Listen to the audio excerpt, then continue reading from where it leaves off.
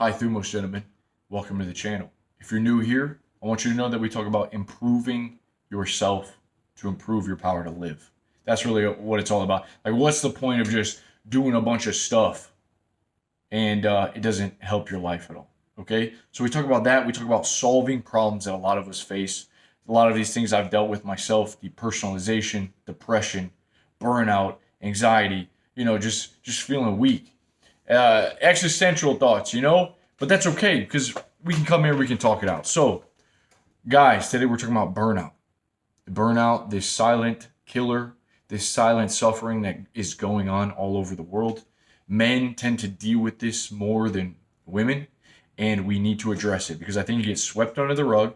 What we see often is people say to someone that's unhappy with their job, you just got to work harder, man. You just got to climb that corporate ladder. You just got to grind. And listen, let's be real. That's a bunch of noise. That's not the right philosophy. That's not how we're going to handle this.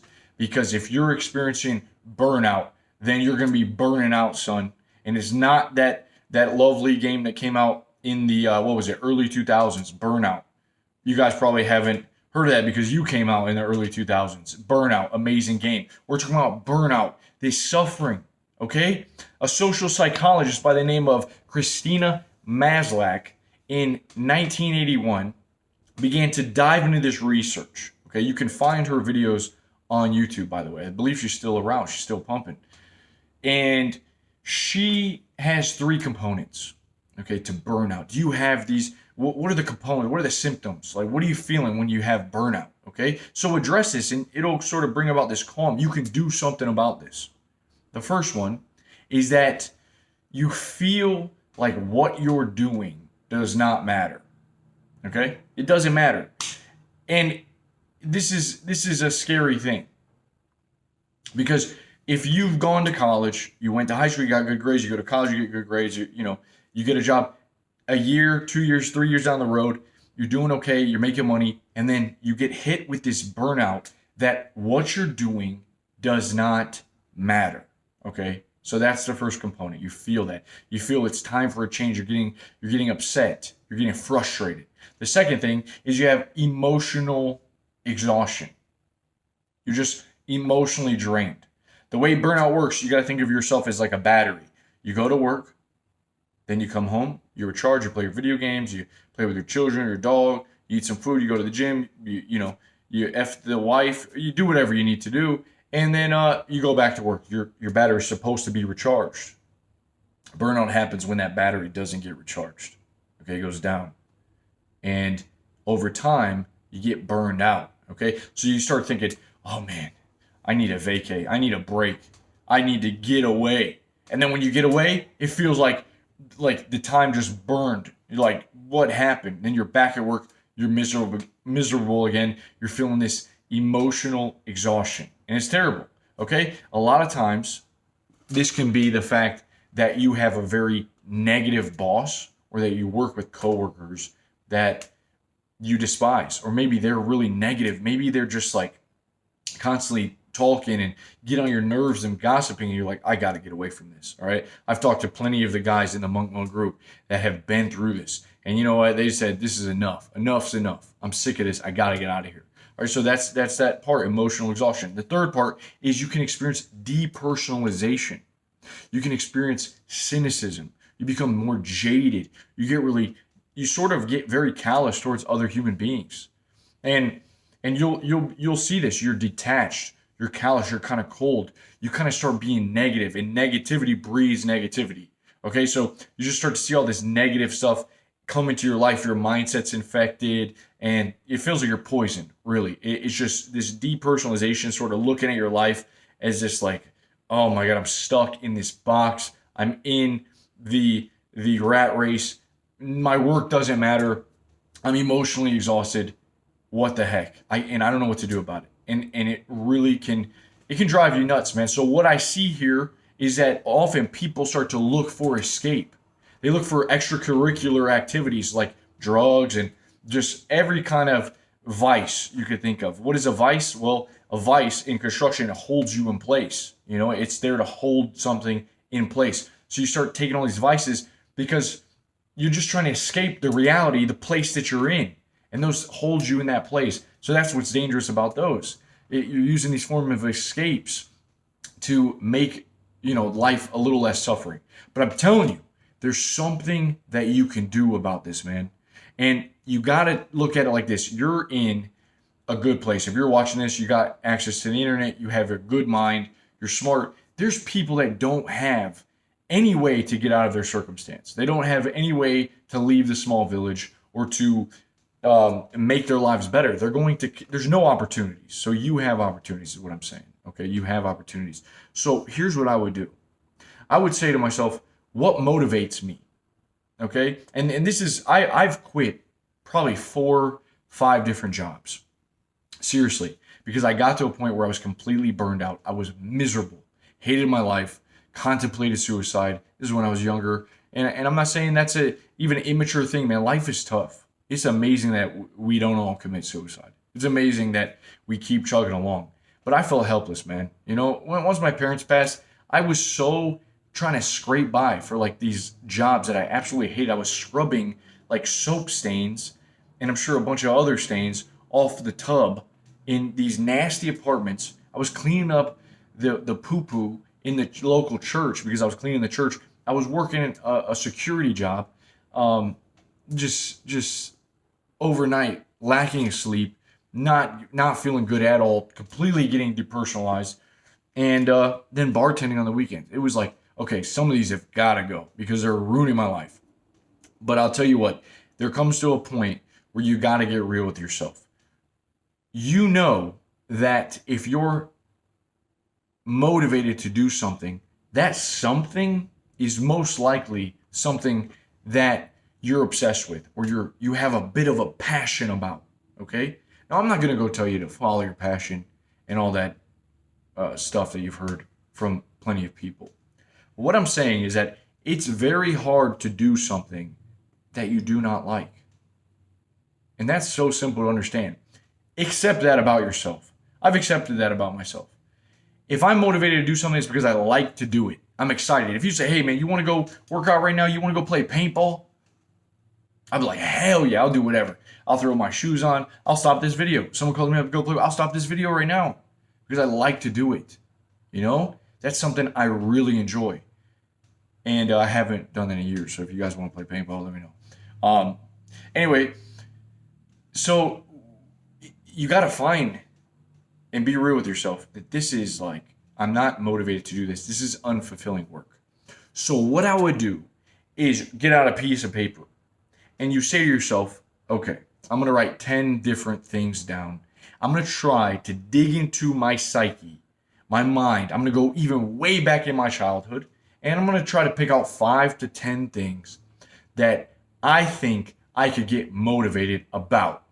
Now, these could be your dreams, These could be the dreams you had as a kid. I want to be an actor. I want to be a dancer. I want to be a singer. I want to be in a band. I want to start be in this and that. I want to, who knows what you want, design a video game, play a professional sport, whatever it is.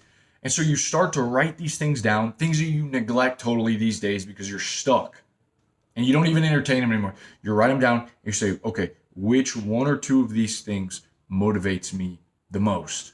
What kind of like puts a smile on my face? Oh man, what if?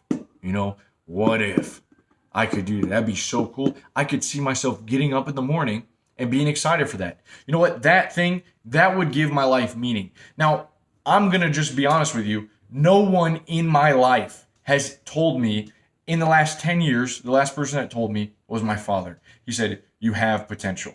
Okay. No one else in my life has said, go big. Go big, man. You can go big. And that no one has nurtured it. And that's okay. Everyone's got their own life. That means it's my responsibility to kindle the flame, to bring about this hope and this image, to create a vision for the future where I want to go. If no one does that, then I'm going to keep living on the day to day. I'm going to let life happen to me. There's going to be no plan in place. There's going to be zero momentum. And I'm going to go again to these extracurricular activities. And then I'm going to get stuck in the self-help world. And I'm going to wonder why I can't get better and why I'm not improving my power to live. Okay? Because there's no game plan there. There's no bigger vision. There's no meaning in your life. So you can do something, man. And sometimes, we'll wrap it up here, okay, shortly. Sometimes you just need to do nothing. Instead of flurries of activity, being frantic, losing your mind, just do nothing. Try that for a little bit. Don't keep going out after work. Don't hang out with friends. Just spend time alone. Don't just take walks and be alone and, just turn the TV off and get some clarity. Let your mind work. Okay. The do nothing method. Very powerful. Right now, you need to kindle the hope. Okay. And you've heard of the seed of an idea, right? The seed of an idea. Well, the seed doesn't grow if you don't plant it. So you need to take the seed of an idea and you need to sow it. You need to put it in soil. And what does that look like? It looks like making a deposit. You're depositing something. You put in a little piggy bank in a glass. You deposit that seed in Mother Earth, the great nest, the nurture. You put it in, man, and then you watch it. You trim the weeds. And you make sure that it's growing. But if you don't deposit it into the soil, there's no chance it grows. You can have all of these seeds, these good ideas. I know so many people, man. I've told you this before. I could write a book myself of good ideas. But unless you make that initial deposit, I talked to one guy recently in the Monk Mode Mastermind group, amazing guy. And he says, it is so mind-blowing that I just took this seed of an idea and I planted it by starting this podcast, set it up. And now I've talked to 5 different people and I've made these amazing connections. And these people that he met have helped him meet other people. All right, I'll briefly say this. There's a thing called the 6 degrees of separation. It's a mind-blowing concept that if you don't know, you need to understand. The 6 degrees of separation is proven. And it says that you are only 6 people away from meeting anyone in the world. 6 social connections from meeting anyone. Pick your favorite person, man. I don't care who it is. It could be Sylvester Stallone. It could be, I don't know that many famous people, but it could be one of them, okay? You pick who you want to meet. And this is what the law says, is that you know somebody that knows somebody that knows somebody that knows somebody that knows somebody that knows that person, okay? It blew my mind. In our live talk with the mastermind group, there was this guy in there that lived in a city, and one of the guys said, hey, you go to school in that city. Do you know my friend? His name is so-and-so. The guy in the group actually happens to live with the other guy in the group's friend. Amazing. Amazing. Right there. 2-3 degrees of separation. And you already have spanned the miles, okay? And so it eliminates it. What I'm saying is that connections will do so much for your life, and yet we don't give connections importance. It's like when you go onto an airplane and your cell phone is on airplane mode. This powerful handheld computer device is completely useless until you turn it off, until you turn it on and turn the airplane mode off. Then it opens you up into this network. And our lives lack meaning because we don't have any connections. And so the less connections we have, we think, oh man, my life's meaningless. What's my purpose here? Well, first off, our work is meaningless, and then we don't have meaningful connections. Okay? And so we're being separated, and it's dangerous to our psyches, to our futures, man, to our well-being. It's not good. So the 6 degrees of separation, think about that, man. You meet someone, you be the type of person, develop yourself into the type of person that other people want to be around. They want to hang out with you. They want to talk to you. And then they want to introduce you to their people. Or what can you do for other people to foster these connections? It's amazing, man. It's just amazing. I met a guy at the gym today, very nice man named John. And we started talking, and he tells me his grandma's pasta recipe. And I'm like, you know what? That's a recipe that I never thought about doing. I'm going to make that myself. He gave me his card, bada bing, bada boom, just made a new friend. Great. Just did that. And we'll probably go grab a beer one day. Soon. We'll probably hang out. And then there we go. Boom. Who knows? Who knows what comes out of it? Maybe I just get a good recipe. Maybe I just made a friend for life. I don't know. Okay? But you gotta be that's the wrong word. You got to be willing to embrace life. You can't just be asleep, man. You can't be asleep out here. Okay? So yeah, I know we're talking about that the topic, which is burnout, but I think that's very important, the 6 degrees of separation. And now we have the internet, which makes it about 3 or 2. Like, who, let's be honest, who's pretty cool? Arnold has always been a hero. He's a hero. Like, if Arnold saw my video and he liked it for some odd reason, he's like, okay, that guy's kind of cool, kind of goofy.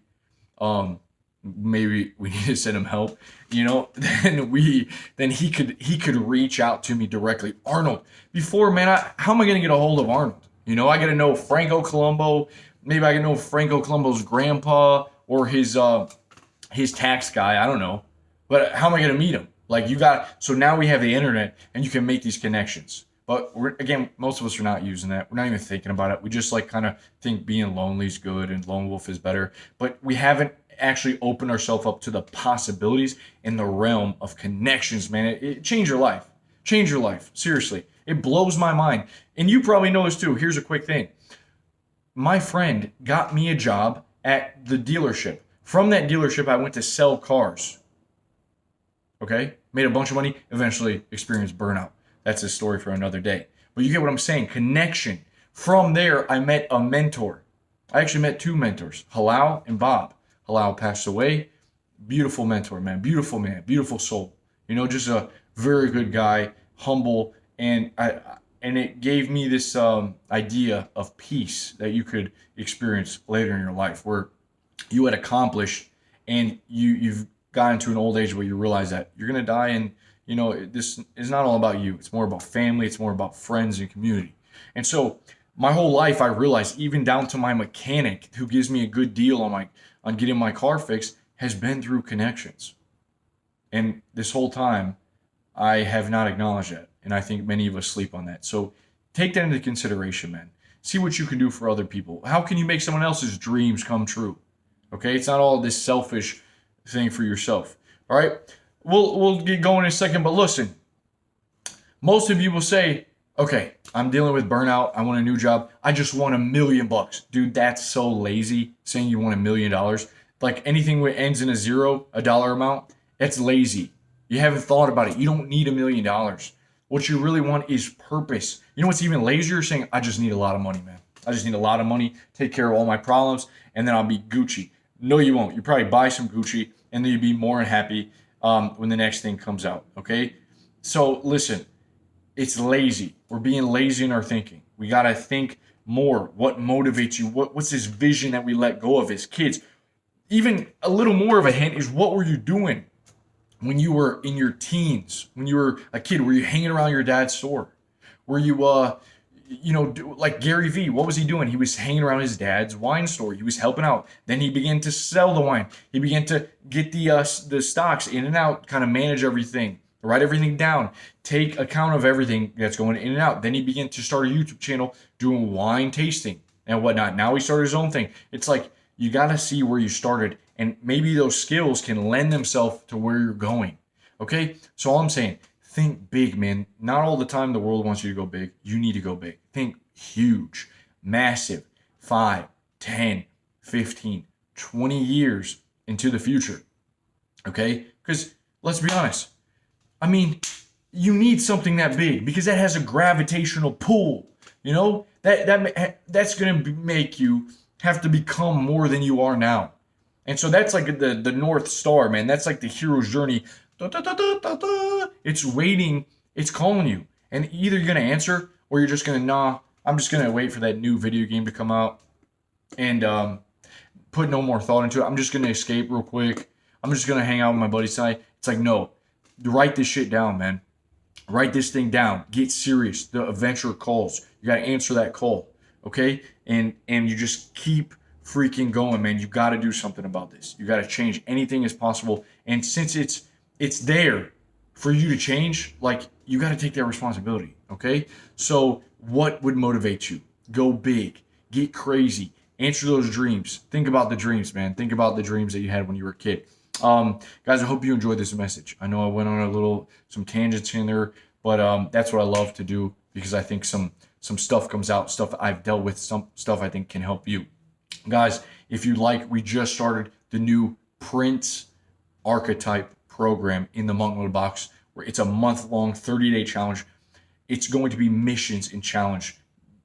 I created this to help you find that motivation in your life, to get your hands on something, to get going, right? To take risk, you got to grab your nuts and make things happen, all right? There's a bunch of men in here that hold each other accountable, that lift each other up, and I'm in there. I'll be talking with you directly, and I hope to help you find your vision for the future. If you guys want to join, you can join down below, all right? We're going to keep that open for a little bit, and I'll see you in there soon. Guys, I hope you have a blessed day. Take care, and peace.